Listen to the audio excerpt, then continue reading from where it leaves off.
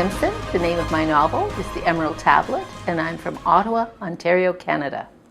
When do you find time to actually do the writing? I love to write early in the morning before anybody's up, and another time I like to write is late in the evening when it's all quiet. Do you have a process that you follow? Like, are you an outliner? Or are you, no, I just go? I'm heavily much into planning and outlining, and I have the whole story outlined before I begin to write. However, sometimes the outline changes along the way. Yeah. You write on a pad, computer? What do you write on when you do that? I tend to write with the computer, and I jot down ideas. My outline has one side indicating what the chapter is about, and then on the right side is all jot notes and where I would add things, and then I take that and write chapter by chapter. However, if it's difficult, then I'll just go to a chapter that I can write that just will flow. And how about that very first line of that is going to be of the book? Do you have that in your head before you sit down, or you just sit down in front of that blank whatever and go, all right, come up with the first line? Oh no, my thoughts are the first line will come later. There's some kind of idea just to get started to make the computer start or the pen roll, and I'll come back because otherwise I'd never get started. Who are the people that help you write, your first look editors, your research assistants? How do you engage them? They're forced to be engaged probably because they're my family.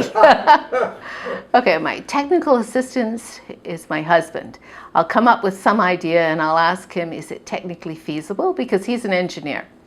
And then my daughter will help on the editing, and she's really good at reading it and saying, this doesn't make sense, or how are they sitting on this bench? How did they get there? And both of them will tell me, well, they can't possibly be using a cell phone like that in that period of time. And I'll be, oh, really? So they're both on hand for that. In the Emerald Tablet, it starts off with this really detailed history lesson that if all history books were written like you wrote that first chapter, everyone would fall in love with history. I mean, it was so exciting. And I remember reading it thinking, so what's going to happen when we get into the rest? Is the book all dealing with Alexander the Great, or are we going somewhere else? And then I read the first chapter with the car accident and the rescue. And I think I told you last night, my first note that I took was, wow, you can write action. Do you plot your action out? How detailed is it? Does it flow? How do you get to the point where you have such an engaging action? I think the action parts really flow. I can mentally picture it happening, and then there has to be research in it also on, is it feasible? For instance, when you're talking about that car accident, and I'm thinking, okay, if we rappel down here, can we hold the tree branches in place? And I'm trying to work all of that out, because for all of the things that I write about, it has to be credible. It has to really be feasible that you could use that tool or do it. And so that requires, the search and find out. Mm-hmm. And sometimes I'm very disappointed. I worked on one of them was a helicopter, the right helicopter that would lift a load, only to discover I was reading another author and they were using my same helicopter, and I thought, oh, this is going to look like I'm copying it. Back to the drawing board. I'll come up with another helicopter that meets my requirements. Do you plot out when to have the action, or are you letting it just, the action happens, like the rescue and the ski slope part and all that, and the car chase down the mountain and all that? Is that? I think I go through action and then reaction so that it's not too intense. Mm-hmm. And that's intensity for myself also, as I have to draw back and think about, what are the next steps, what's happening, what type of research do I need for them to go on. Mm-hmm. Mm-hmm. And speaking of that specific part of the book on the ski slope, was that in the book because of any favorite sport that you might possibly have? Oh, actually, It's a real life scene. Oh, really? Now, how so? How much of it was real? Which part of the... Well, just the whole part. Well, I was hoping you weren't getting shot at while you were... Oh, no, I wasn't getting shot at. We were skiing in Zermatt, and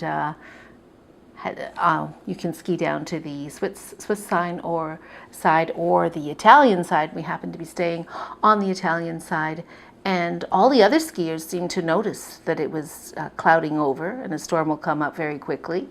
We, of course, being Canadians, the clouds are normal, right? We kept going, but everyone knew to get off the mountain. And but a storm was rolling in, and we did need to go.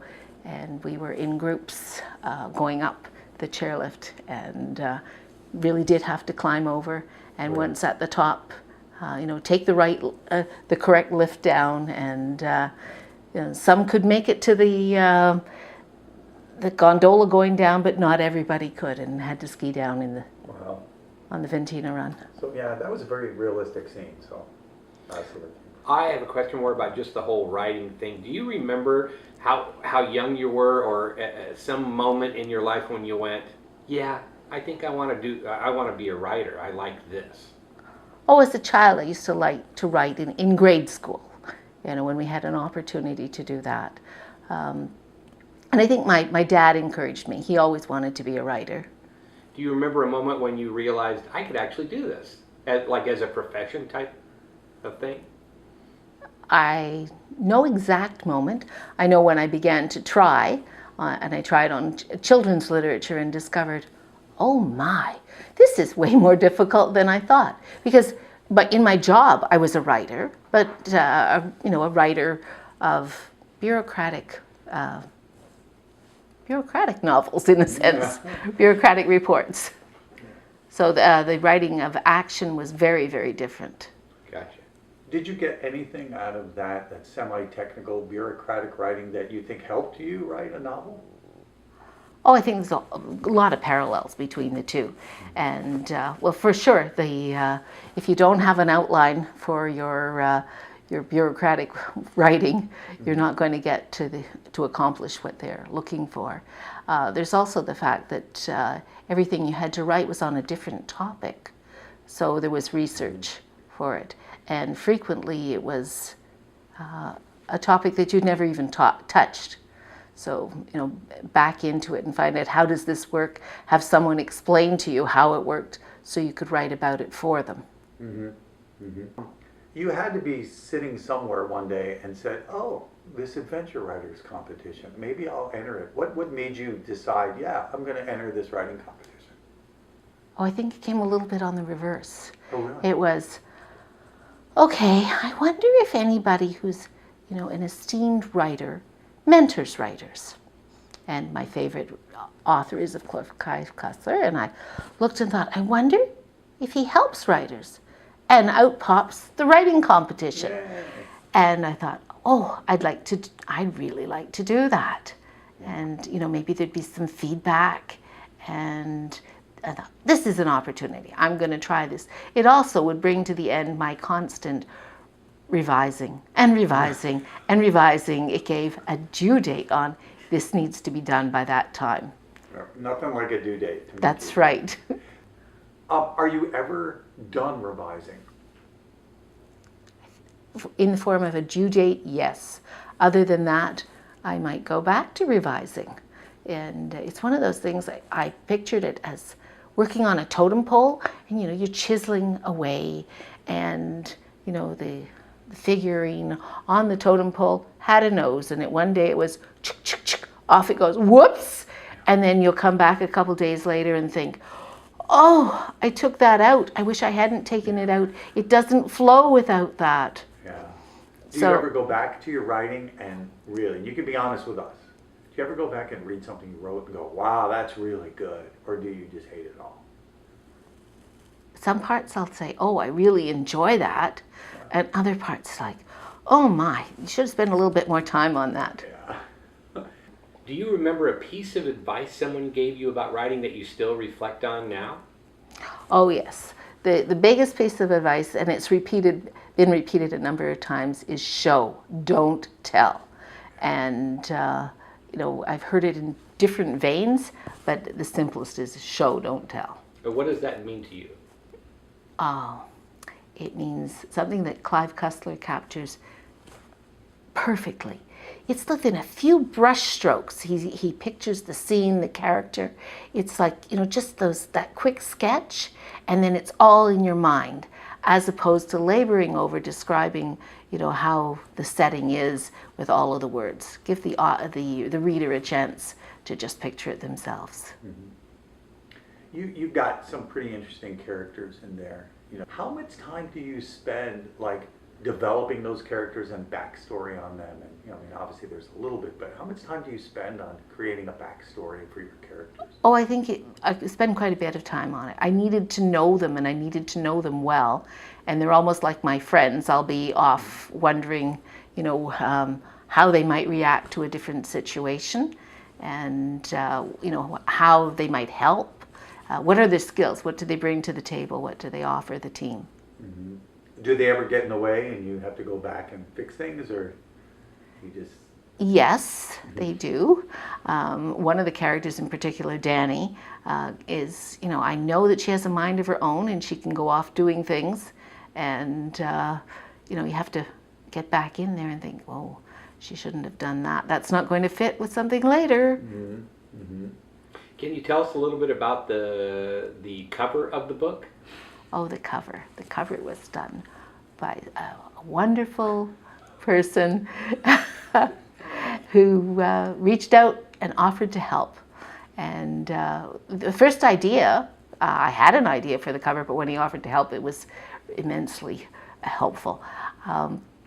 The photo is in the center is actually a real temple, and then with the help of my friend, we were able to adapt it a little bit more fully. Sure. Can I say who did it? I didn't. Yeah, oh yeah, you could say my name. Okay. All right. Oh, I didn't know that. I was skirting around. You say Peter Green is the best cover artist out there. He's cheap, right? That's what we were talking about last time. He's cheap, What do you remember reading the email that said you're a finalist? Do you remember reading that? Did that affect you in any way, or? Yes, I thought the person who wrote the email had a tremendous grasp of suspense. The That person jerk. who wrote it was a novelist themselves, because the wording was such that you thought, well, you've blown it. Over 75 candidates, and unfortunately, it was tough to make a decision. And so my mind is going off on, well, didn't make that. And you are one of them. Yeah. Yes. Completely done on purpose.